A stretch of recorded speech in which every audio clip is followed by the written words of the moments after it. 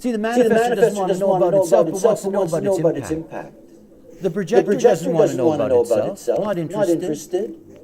It's interested in how everybody else functions. It's interested in being able to recognize what it needs to recognize in the other. It's its gift.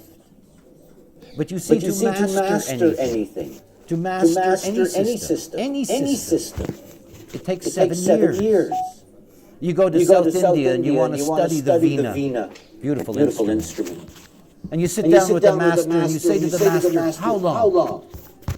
And the master will say, 7 years to learn. It's 7 years. To master anything. If you look at the traditional university systems and the way in which they're structured, the way education is structured, this 7 years is imprinted into us. It may mean something to all of us at the cellular level that we go through these cycles. But for the projector, this is the only path to success. See, success is something that is earned over time. There is no such thing as overnight success, not for a projector. It is not possible. It will take any projector, when they enter into a path of correctness, it will take them at least 7 years to master the other, because that's what they're here for. See, in the end, when the hierarchy changed, what is so important about the nature of the potential of the projector is that in its perfection, it is able to recognize the potential of the other. That's the gift.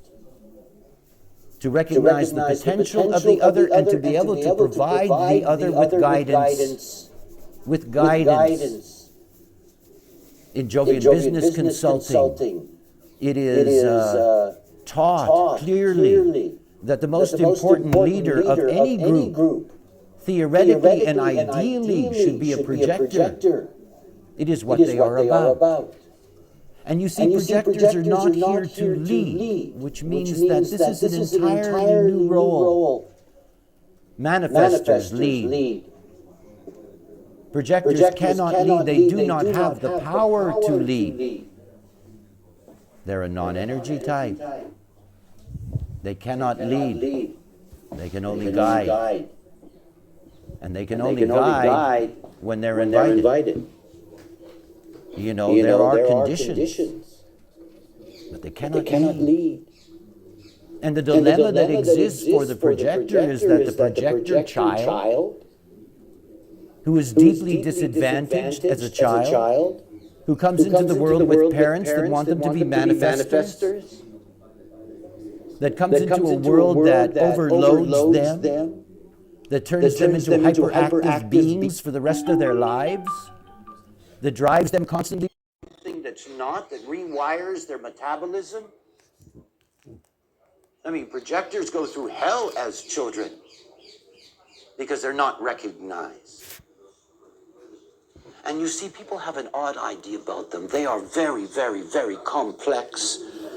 In the booklet you've been given, if you look at page 10, 11, 12, 13, those 4 pages, there are different illustrations of different kinds of projectors. I mean, in my own calculation, there's probably 7 distinct kinds of projectors. There's many different variations.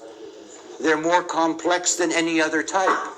You can have a projector that only has 2 centers defined. You can have a projector that has 8 centers defined.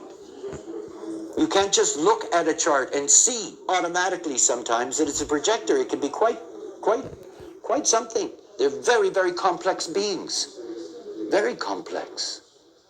But it all comes back to the same thing, and it comes back to one thing and one thing only.